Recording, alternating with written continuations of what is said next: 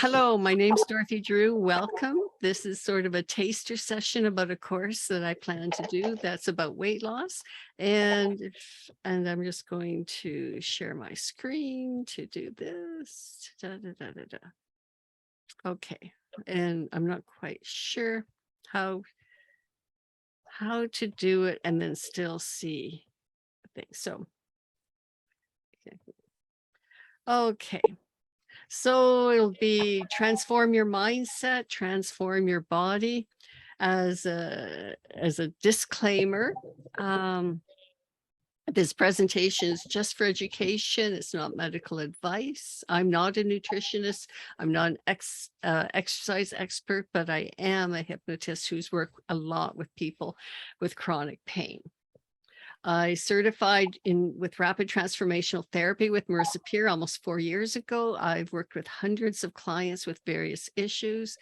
I certified last year with using hypnosis with cancer, and I'm certified with subconscious release technique, SRT, and which is a completely different kind of thing from what I did as working as a research librarian for a whole career in an agriculture research center where they combined agriculture and medicine. But anyway, that's me. So my story is, before I had my daughter, I never weighed over 100 pounds. And even when I was pregnant and the doctor kept telling me I had to gain weight, and I'd go and eat Hungarian rum balls before I went to see the doctor to try and add on a little bit of weight before she weighed me, because she always lectured me right up until the end. But I was healthy. I had lots of energy. I had a high metabolism, obviously. I was very, very active. I did lots of swimming.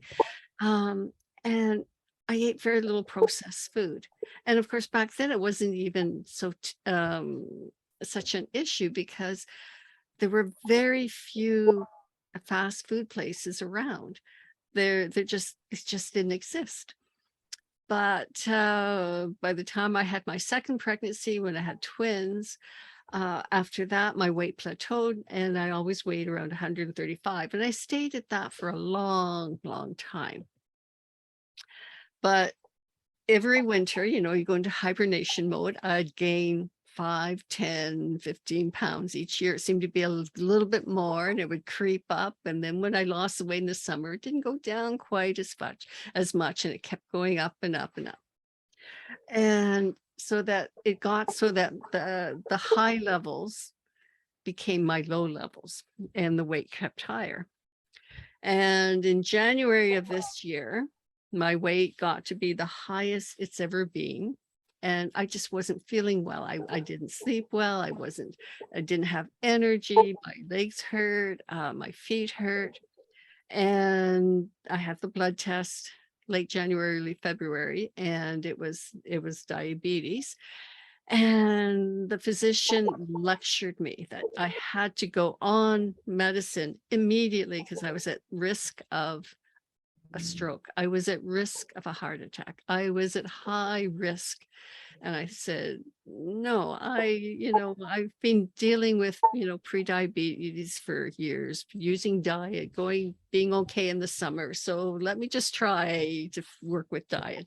So I went back to all the things I had learned before, Dr. Furman and everything, and I really cleaned up my diet. And what was interesting is the day after, because I refused to even take a prescription. And maybe if I'd just taken the prescription and not filled it, she wouldn't have been so worried. But the nurse called me to book an appointment, and the nurse lectured me about how dangerous it was, and how that my blood sugar was so high, I couldn't possibly fix it with diet. And anyway, I did.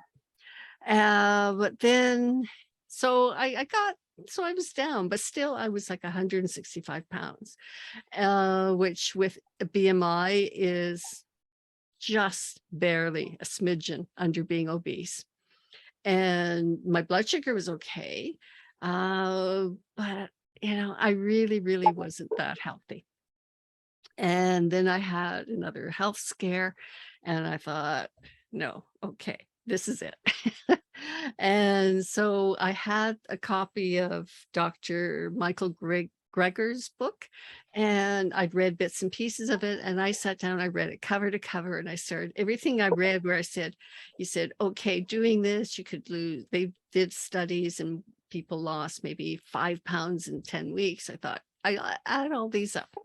So anyway, I've been losing about a pound of fat a week, and it's been interesting. A lot of times that my bathroom scale doesn't show a difference, but when I'm at the chiropractor who's got this machine that shows how much fat weight I have, how much muscle weight I have, how much water weight I have and everything. I've been losing fat weight and gaining muscle weight as I've been walking more and everything. So my goal is Michael Greger's is a BMI of about 21 is the ideal BMI for longevity, which means I have to lose about 40 some odd pounds, so about a pound a week. So I thought, while I'm pushing myself, I'd like some accountability. And I thought maybe this course would be a way that I could share information I've learned and move on. And one of the sources that I find really, really useful is this book, Women's Bodies, Women's Wits. Of all the myriad books that I have collected in the last 4 years on various things about psychology and healing, if I could only keep one book, this is the book I would keep. And so some of her quotes I thought were really worth sharing. So in the process of eating well, of nourishing ourselves optimally, we have the opportunity to honor our own bodies. And I like the way she said that, honor our own bodies, because a lot of times when I'm trying to say to people, I'm going to love myself, I'm going to love my body, and people say, well, what does that mean? Well, to say honor, to say respect, to say appreciate, sort of gives more a practical idea from what it means to love your body. Because if you love your body, you're going to take care of it. And I've also liked the way she said there's no one right diet that works for everyone. And especially, the push is for whole food. She agreed with that, not eating processed food. That's obvious. But not everybody is in good health by eating a vegetarian diet. Um, Although people who eat meat rarely will eat liver or heart or any of those organ meats. But I've worked with younger women who have major menstrual issues, and there's an enzyme that makes a huge difference for women healing at the end of the menstrual cycle. And that enzyme is in very low levels in women who are vegetarian. So anyway, so I'd like to comment as well. We each have a sense within us of what our bodies need. Once we eliminate the junk food, which hijacks our innate body wisdom from our diets, once we reset our bodies with whole foods, we begin to crave what we really need. So I'd like that kind of thing.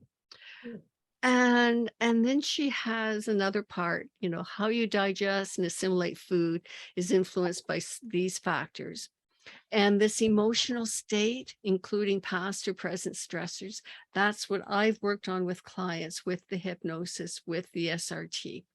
And then the other parts, matter. They're all part of it. To lose weight, is you have to clear up the emotions, but also you have to clean up your diet. You have to exercise. But it's often hard to release some of the emotions connected with problems with eating. And anyway, so she said, to have vital health, and she goes through this whole section. So you have to understand that self-respect and self-acceptance are the cornerstones of having your optimal size and your body image. If you don't have self-respect, if you don't have self-acceptance, then even if you release all kinds of weight, it's going to come back up again because you don't care enough for your body. And she says to stop dieting. Well, you create a lifestyle that's for healthy food, understanding inflammation and that's, I think, really significant because there's a lot of research now that shows that inflammation of the hypothalamus is connected to the physiological aspects of food cravings, food addictions, food binging, and I'll deal more about the hypothalamus later. But cultural programming, being at peace with yourself, and being able to observe. So I thought that those everything in that chapter was I thought interesting. I've learned, of course, from Marissa Peer, and so hypnotic visualization is a powerful way to train your mind to think in a different way and to move forward. And these are books, so You Can Be Thin was the first one. She wrote that like 20 years ago. Tell Yourself a Better Lie, Use the Power of RTT to Edit Your Story and Rewrite Your Life. That's her most recent one. I Am Enough was the one she wrote about the time I was in England studying. Mark Your Mirror and Change Your Life. That was the idea of using affirmations to add to the power of everything. And Dietless Life is just other ways of thinking about food. So one of the things I think is really important to understand is just how much diet affects you. Did I go? Anyway, John McDougall's very famous for having created a lifestyle format, very much like Joel, Dr. Furman or Dr. Barnard. And in China before 1980, they didn't have diabetes, like less than 1%. And now it's very, very high. With pre-diabetics, it's over 50%. And apparently the Chinese government has even made laws that limit the amount of meat that citizens can eat in an attempt to bring them back into health. But if they didn't have diabetes in the population before 1980, and now 50% does, then that indicates it's a lot of whatever's changed. Pollutants have changed, the diet has changed, the food has changed, the culture has changed. So anyway, he's a very fascinating guy to listen to. But what was also really, really interesting is we have the genes our ancestors survived with. And our ancestors survived in times of cyclical famine. So gaining a certain amount of weight allowed them to survive the winter. But gaining too much weight was detrimental. If you gain too much weight, you can't run away from the tiger, that kind of thing. So he suggests that this whole process of insulin resistance is an evolutionary adaptation that kept our ancestors alive. But of course, in our culture, our environment, we're not going through those cyclical famines.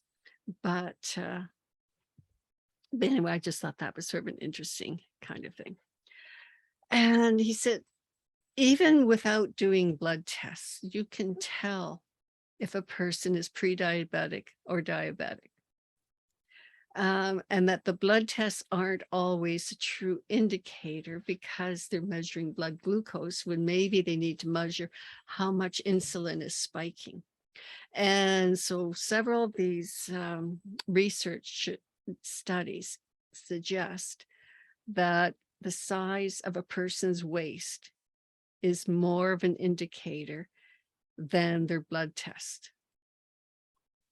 So for women, having a waist over 31 inches indicates prediabetes, irregardless of what the blood measurements say.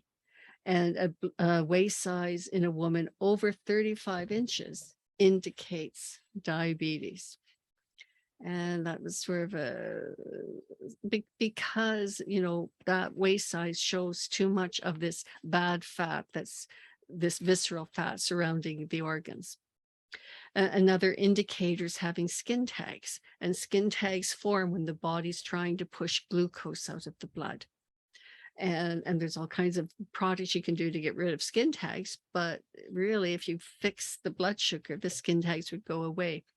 Having feet that are really warm, like wanting to push your feet outside of the blankets at night, can actually indicate a swelling on the edges of the nerves as well as blood flow problems, which eventually can lead to neuropathy where the nerves stop working right. Sleep disruption, not being able to sleep through the night, having to get up several times during the night to go to the bathroom could indicate kidney issues. Dizziness, and that's not sort of a normal kind of effect that people look at, but it's something that they find. So the idea of the hypothalamus, and the idea is that blood sugar is entirely controlled by the pancreas, but it turns out the hypothalamus controls the pancreas. The hypothalamus controls insulin, and controls what happens. And these studies came in the 1940s and the early 1950s. And one of the observations was that when people were released from the concentration camps, even on a very restricted diet at a time when food was very scarce, in less than 1,000 calories a day, they were becoming obese. And so the research indicated it was from the hypothalamus, that the hypothalamus burned out because of the trauma they went through, because of everything that happened to them. And it can happen from being in starvation, and people can end up going into this burnout just from yo-yo diets. And so they figured that less than zero, a very, very fraction, minute amount were actually from genetics, where a person was born with an unbalanced hypothalamus. If you ever watch videos by Dr. Berg, he's fantastic. So this one he had about the hypothalamus, just to understand, it's a tiny gland in the sort of the center of your brain. And it's a mixture of being a gland and a nerve. It has nerve signals, it produces hormones. And if there's an inflammation, it's unbalanced. And if it's unbalanced, then that affects all kinds of things in the body. And then the question becomes, what can cause the hypothalamus to become unbalanced, to become inflamed? And of course, trauma is a big issue. And that's one of the things that I can help with. Letting go of emotional problems, emotional issues, but it can also be by specific chemicals. And in the 1950s and 60s, they actually did a lot of research to find chemicals that targeted the hypothalamus. And you would think in an ideal world, those chemicals would then be eliminated from our environment, from our food. And instead, because companies exist to make profits for the shareholders, not to make sure it's safe to eat, they can add these foods, and they want to get people addicted, and they want people to be unable to feel full. And a lot of the chemicals that were found to actually target the hypothalamus are included in chemicals that do not have to be listed in food ingredients. And there's like 1,500 of them that are legal to use in North America. And they're under the rubric of preservatives and under flavorings. So, and also the yo-yo dieting, going from a starvation one day, binging the next day, that can lead to it. Okay. So then, I mean, I've been talking about how I can do all this stuff about mindset. And this goes into what the SRT is all about.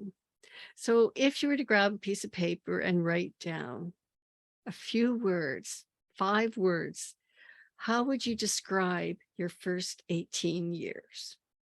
Would you say it was happy? Was it difficult? Was it frustrating? Whatever these words are, then, because problems as an adult are often related to patterns of thought that developed in childhood. So developing those kinds of awareness. If I thought about my childhood, I would think of um, school was frustrating, or I was so different from everybody else, or whatever it would be. So if you were to write out those, that gives you an indication of where you might then want to move on, to change things, to revise things, and go from there. And then coming to a fuller awareness of yourself, what do you feel about yourself today? So if you were to write down 5 words,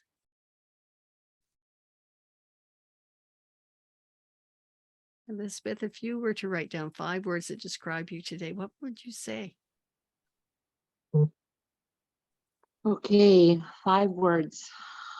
I would say I feel um, lost. I feel overwhelmed.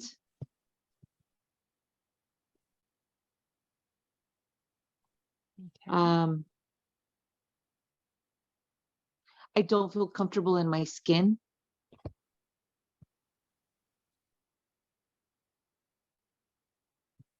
I would say I feel like I'm in a constant battle, internal, mental, and emotional battle.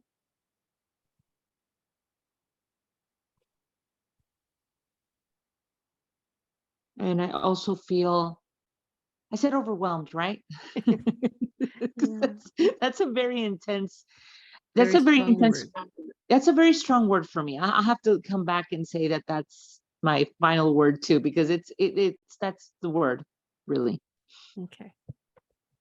Amanda, would you want to share what kind of words you describe? Oh, you're muted.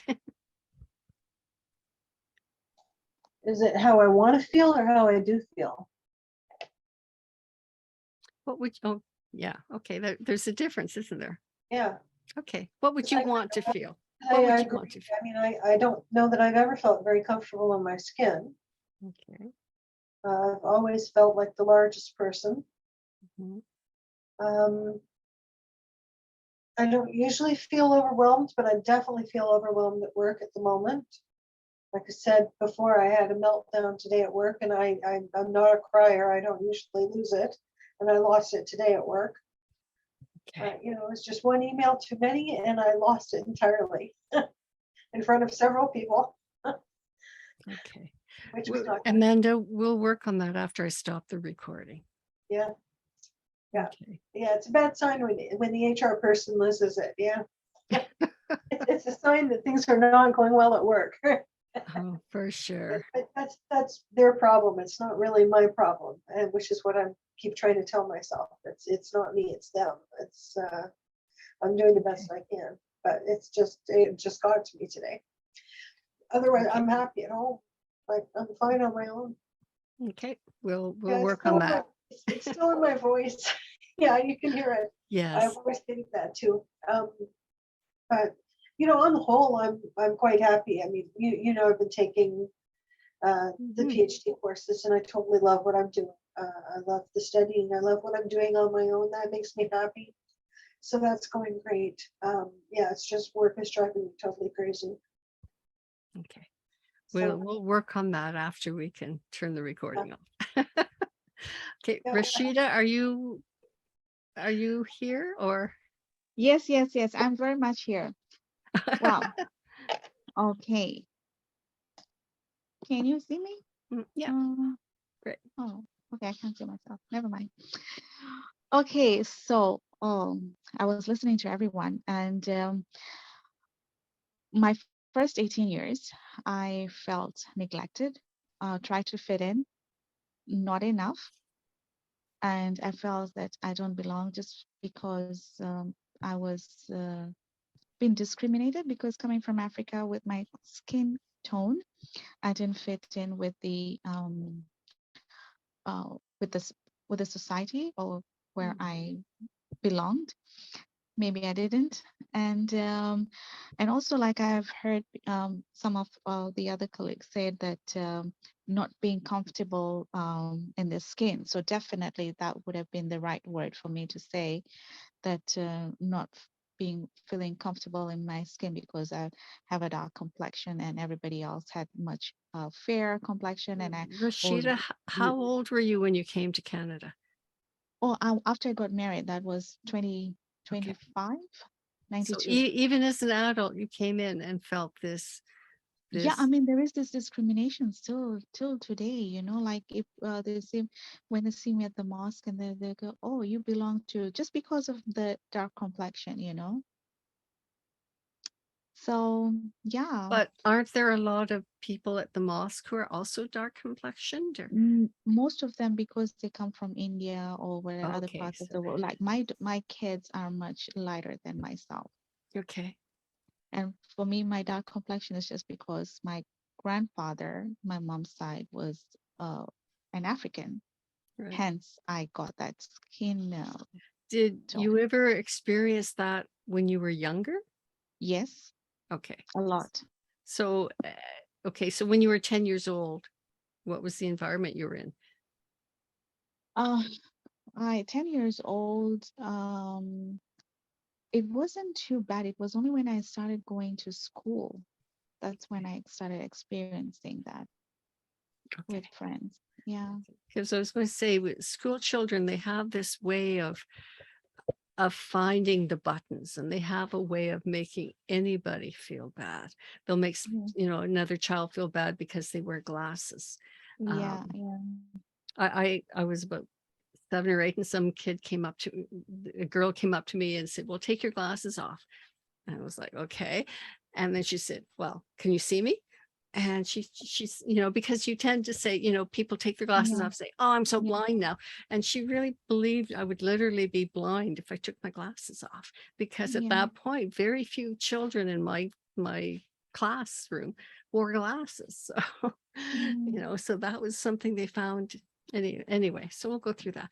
So what I'm getting at is the way you feel about yourself, the way you felt as a child. Those are all areas that need to be released. Yeah. And if you can write out your goals about what you want to feel in the future, to say, I want to be slim. I want to be healthy. I want to be happy at work. I want to have a great boss, because I went through a Mhm. lot of times where I had the boss from hell. And then that becomes a way of creating a goal sheet, that you can create. So anyway, that's sort of an exercise I've sometimes done with clients. Okay. And then if you're looking at what you do want, okay, so I want to be healthy. So what habits are blocking you from being there?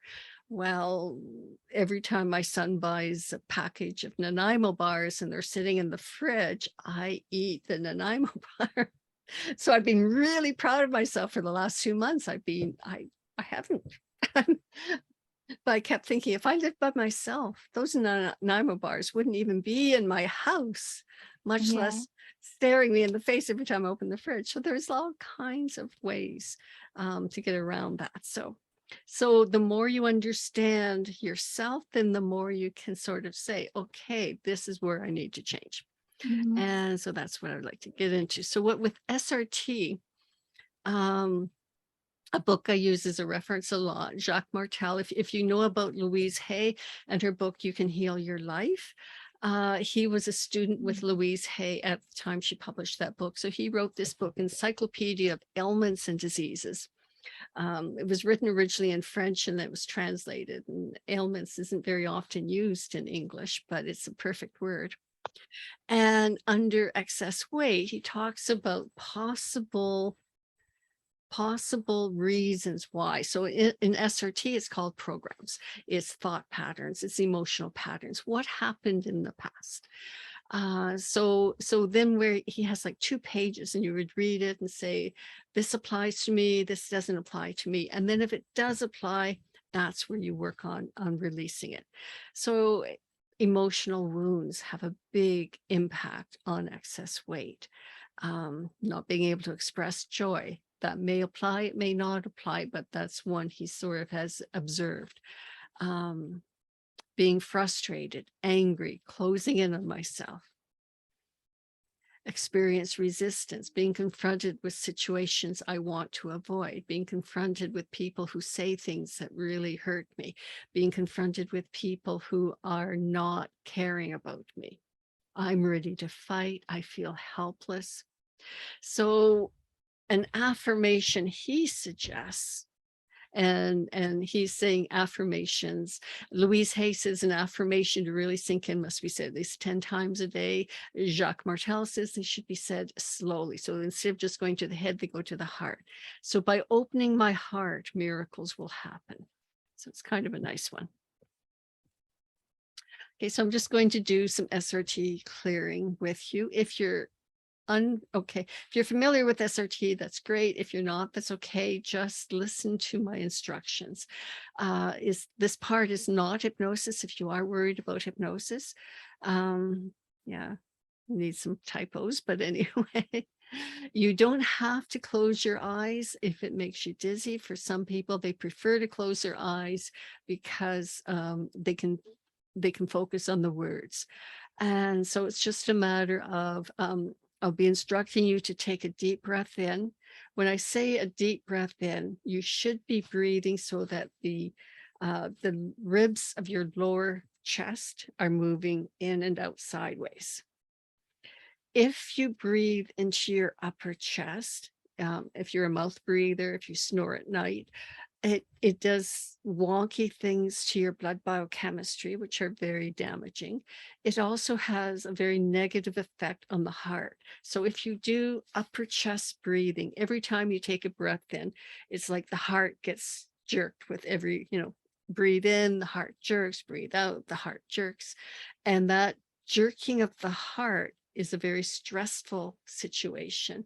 And if you are hunched over a telephone, hunched over a computer, hunched over a book, it's impossible to breathe with your diaphragm. So you're breathing through your upper chest. Breathing through your belly is better than your upper chest, but you still can't do that if you're hunched over.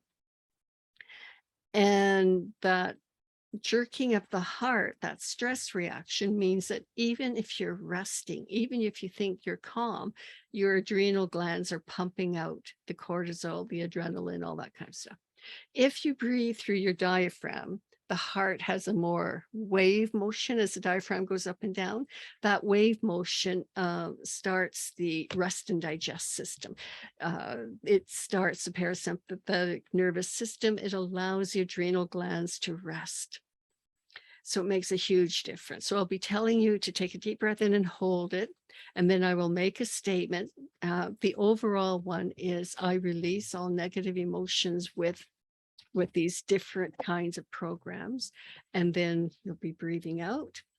And I'll explain at the end what it's doing. So just listen to the instructions, do what I say, and just let these words sink into your mind.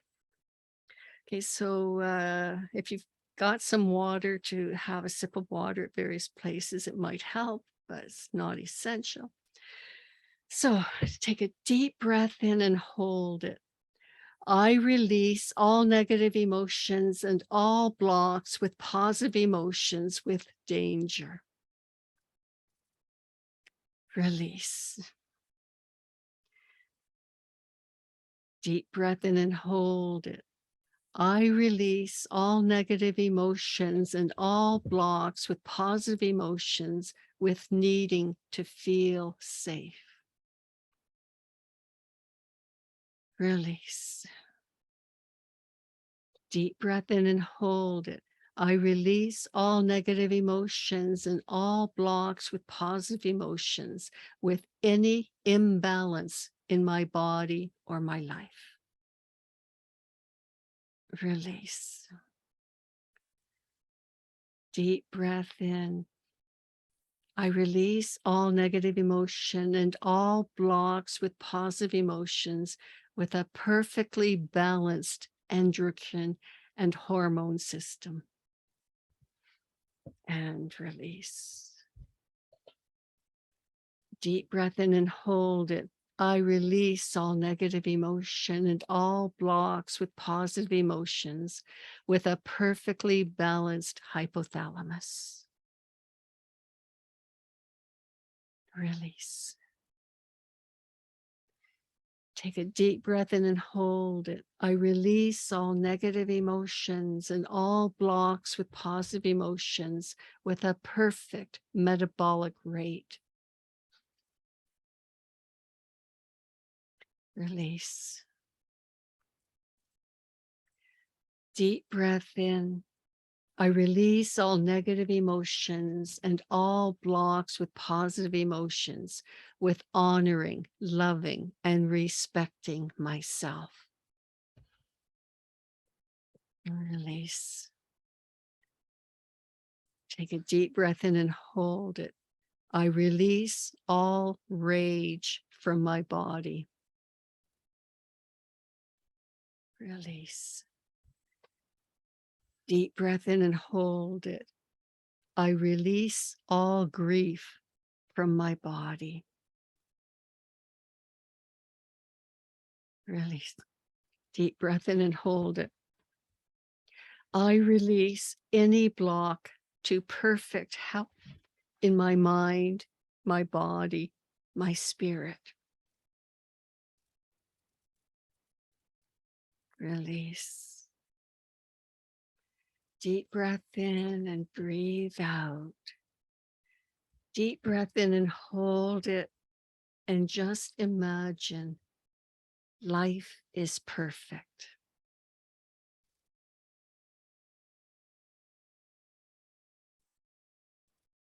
And release. Take a deep breath in and breathe out. Deep breath in. I am so happy and grateful. I will release the pattern within me, creating this experience.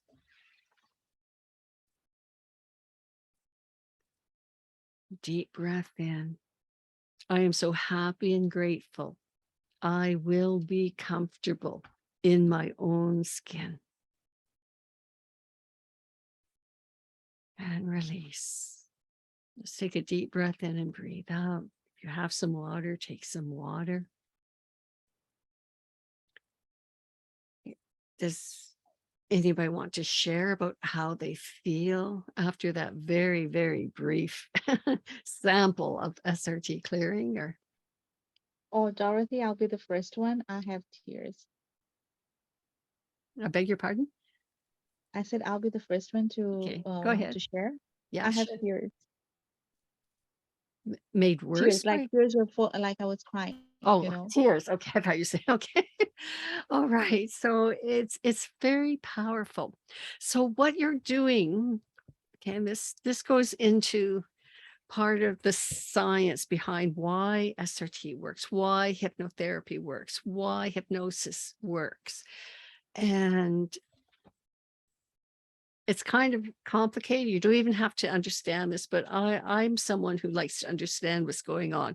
So when you're holding your breath, you're activating the fight or flight reaction. And when you're holding your breath and you're thinking these words, I'm releasing the blocks, I'm releasing, I'm letting go, I'm moving forward. You're telling your subconscious mind, this is the way it changes. And David Hawkins created this, this scale. And it began in the early 1900s. Even Albert Einstein worked on some of these ideas, Thomas Edison. And it's the idea that a person is vibration. So it is, I mean, this is the 10-second summary of it. And they developed ways of giving a measurement to different kinds of emotions. And most people are around this 200 level. I don't know if you can see the cursor moving.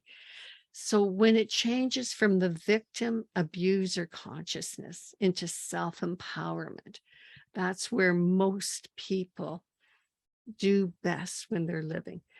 To get into the very higher consciousness, like to get into 1,000 would be people like Buddha, or Jesus, it's it's not attainable for most people, but most people to move up even to the self-empowerment stage, their life will be better. They'll manifest better.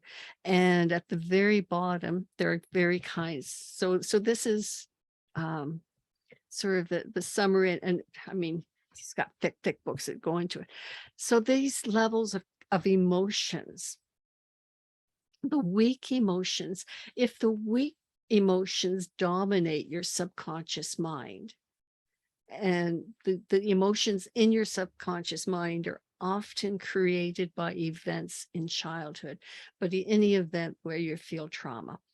So feeling shame, and a very workable definition of shame is it's anger turned inwards. Um, Humiliation, the discrimination that was described. Um, that's level 20. So the more you have memories, events, or thoughts that have these low level of em- of frequency, the more it pulls your frequency down. And when it pulls your frequency down, the more susceptible you are to not being well, to having um, chronic illness, to having chronic pain, to having difficulties with inflammation in the body, to having that inflamed hypothalamus that has such a huge effect on food cravings, food addiction, all that kind of stuff. And so what hypnotherapy does is work on releasing. So ideally, if you have enough REM sleep, which depends on things like having enough vitamin D in your body, if an event happened today, like having a horrible day from hell at work, then when you sleep, those memories get recorded or stored, but your mind takes the emotions off. If you don't have enough REM sleep, then that can lead to the emotions being stored with the memory. So then every time you think of that person or that email or this day, it's as if it happened right now. And for me, when one of the things that RTT did was it cleared up all the negative emotions connected with my ex-husband. And I didn't even realize it because I didn't have sessions about him. I had sessions on things ongoing. I thought I dealt with my husband. Everything to do with him was in a box in the back of my mind. It wasn't affecting me, it had no influence. And then several months after I graduated, I was working with this guy, and he was in such a state about what his ex had done to him. He split up with, 20 years earlier. And as he talked about the memory, even through the computer, you could feel his anxiety, you could feel his rage, you can feel his hurt. I could see his face turning red. I could see his blood pressure rising as he talked about his four. And what struck me was before RTT, that would have been me. Before RTT, if I just talked about my husband, it would have been as if it had happened this morning. I would have been just as upset and just as hurt and just as all those low emotions pulling the frequency down. And now I can talk about him, and it's like it's just a statement of fact. I can talk about um one of the comments he made. We were going to a wedding and the outfit I wanted to wear didn't fit, so I put this other outfit on, and as we're going out the door, he said to me, "That's a beautiful dress. It's too bad that color is so ugly on you." And I took it to heart. I went to the wedding and I felt awful and I wanted to sink through the floor. And of course, now I can look back at those photos and there's nothing wrong with that dress. Might not have been the best, but there's nothing wrong with it. So, but now I can say it's just, it's as if I was describing a movie I saw. There isn't that angst, there isn't that agitation. And before RTT, I would have been so agitated if I told you that story and various things. So things like guilt, blame, being vindictive, those are all very low. All these despair, hopelessness, anything that pulls the emotions down, pulls the overall vibration down. And that's what the hypnotherapy, that's what SRT clears, SRT more than even the hypnotherapy. So by letting go of those emotions connected to memories, and that makes such a difference. Letting, fear, anxiety is 100. Well, that pulls it way down. Um, Anger, hate, aggression. And the opposite, of course, is the positive emotions, the positive feelings that can raise your vibration up. And the higher your vibration is, the healthier you're going to be, the more you're going to be able to care about your body, that food cravings won't have an effect. So that's the sort of 10-second thing about what's going on in the in the back room with SRT of clearing of emotions and things. Anyway, so there's lots of techniques, and these are ones that I've been finding they've helped me. There's ones I've known for ages but never really applied. So if you can even just say, I don't eat that. If you offered a hamburger to a vegetarian, they have no problem saying, I just don't eat that. So if you can change your mindset to when you look at something sugary, something fattening, something is ultra processed, not healthy, you just change your mindset. I don't eat that. Or you change it to, I don't eat that right now. I can eat it when I'm 95. So you're not feeling hard done by. You think of ways to make the food repulsive, so that you can think of one suggestion was, if you're at a restaurant and they bring out the trolley of beautiful cakes, well, that's a marketing strategy. When you see a food, you're going to want it. Well, if you can think maybe somebody in the kitchen spit on every piece of those cakes, you won't want to eat it. So anything that tricks your mind into saying, I had always thought that an Arby's roast beef sandwich was a pretty decent fast food. I mean, I knew the bun wasn't very good, but I thought the meat, roast beef, what can be bad with that? Sliced off roast beef. Well, it turns out the roast beef they serve at Arby's isn't like the roast beef if you were to buy a roast beef at the grocery store and cook it in your oven. I used to think that the chili from Wendy's was a good fast food. Well, it turns out they fill it with something called some kind of silicone. Basically, they fill it with sand, which is why you can buy a Wendy's chili and a week later you can still pour it. It's still liquidy. Whereas if you were to make homemade chili, by the time it's been in your fridge for a week, it's pretty solid. And so I think, do I want to be eating sand? So I'm sure it's food grade sand, but if I think of it as beach sand, I don't want to eat it. You can also do it as, what's the consequences? Do I want to eat this cake and risk going blind? Do I want to eat this cake and risk losing my kidneys? Do I want to eat this cake and lose my life? And when you start making it that way, it's an easier choice to make. Dr. Michael Greger, I love the way he said, put it to the test. So when I had the health scare a few weeks ago, it's a pretty thick book, but as I kept reading it, he would read things, very practical ideas. Okay, so this research project was done. Just putting cinnamon into tea meant that these women lost 3 extra pounds over a month.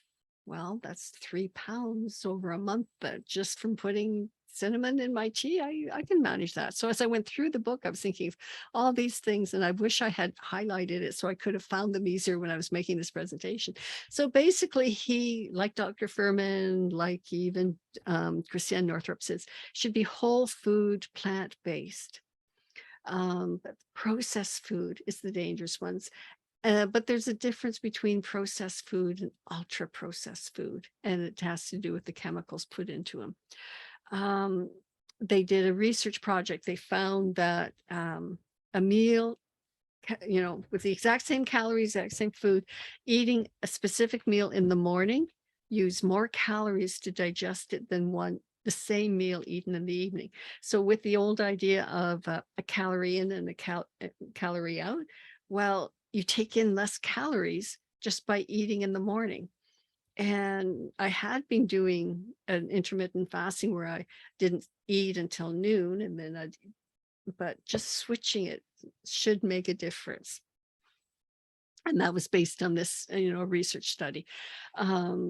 He talks about the need for sleep, the need for REM sleep, and the dangers of taking melatonin as a supplement. But it turns out that there are certain foods that have melatonin in them. Cherries have melatonin in them, although when cherries are dried or processed, they lose the melatonin. Pistachios apparently have the highest level of melatonin, but he said to have an effective dosage, all you need is two, not like a two handfuls, not 2 cups, 2 pistachios. So he suggested eating pistachios. Oh, I forget. I think he said like an hour before you want to go to sleep. It'll have the same effect as melatonin supplements without the side effects. And I thought that's kind of interesting. And because we know that the more REM sleep you have, the more healthier you're going to be. That solid food is more filling than smoothies, because people tend to gulp smoothies. So that and then they did an experiment where they compared 2 groups of people having the exact same smoothie, the exact same calories, but one was to take 20 minutes to drink it and the other one could gulp it. And that made a difference. The people who drank it slowly lost weight, and the people who gulped it didn't. But standing burns more calories than sitting. I did this. Fidgeting. And I used, back in the days when I was skinny, I did, people were always, because my leg was always sort of bouncing. I didn't even think about it. And maybe that helped me to lose some weight. So, but if it's 100 calories a day, which isn't much, but over 30 days, that's a pound. So if you can lose a pound in a month just by fidgeting, I think that's a pretty easy thing to add in. They did research where they compared people doing a walk before breakfast and having people with the exact same calories, same breakfast, and having the walk after breakfast. And the people who took the walk before breakfast burned twice as many calories as the ones who had the walk after. So, I mean, yeah, I can walk before breakfast instead of after. In another study, they found that even a 10-minute stroll, and they said it had to be about 30 minutes after taking the first bite of food. So a 10-minute stroll after a meal can lower blood sugar. And they did a comparison using a blueberry spinach powder drink compared to just a blueberry drink. And the women drinking the blueberry spinach drink lost 3 more pounds in 12 weeks. So it's an extra 3 pounds in 12 weeks. Just by adding spinach. But more than that, their cholesterol levels were in a better state. So, I mean, he has this whole book, so I just did a couple of slides. He found there was a research where they worked on hibiscus tea. But in the research, they did it as a mixture, hibiscus, lemon, verbena. And they had people drink 2 cups a day for 12 weeks. And just drinking that particular kind of tea, they lost an extra 3 pounds. So if you add that on to, taking a walk before breakfast, that's 3 pounds in 12 weeks, just by drinking a different kind of tea. And the cinnamon one, I've been using that one. So in 16 weeks, a teaspoon a day, which isn't much, there was an extra 7 pounds were released. But more than that, the waistline was 2 inches slimmer. They had better blood sugar, they had better blood pressure, they had better cholesterol, they had better triglycerides, just by putting cinnamon, well, not necessarily in the tea, but that's how I've been drinking it. And I didn't know it, but the type of cinnamon seems to matter. So the most potent cinnamon is from Ceylon. I don't think I was looking at all the cinnamon in my cupboard and none of them listed where they were from or what kind they were. So anyway, and he said, just changing your mindset, change from I deserve a reward, I deserve a treat, to I deserve to be healthy, can make a huge difference in your choices. And a person I use, so whenever I work with clients with physical issues, this video from Dr. Hamilton. I have them watch it. He, like in 2010, he wrote the book, How Your Mind Can Heal Your Body. And he's a fascinating story. He was an he is trained as an organic chemist. He worked in a cancer research lab, and he was part of a group that discovered a new drug, and they're really thrilled. But when he looked at the control group, he found that they had almost the same results. So he started looking at the placebo effect. His recent book about why woo-woo works is fascinating. And it's all about how your mindset, how your thoughts, how your emotions can have such an effect on your body. So I was going to do a visualization. It's already past the hour. I can do it if you want, or do it after. What else was I going to do? Okay, so I'll stop the recording and then do the visualization. And I was going to put in the link. So does anybody have any comments before I stop the recording? Okay. All right.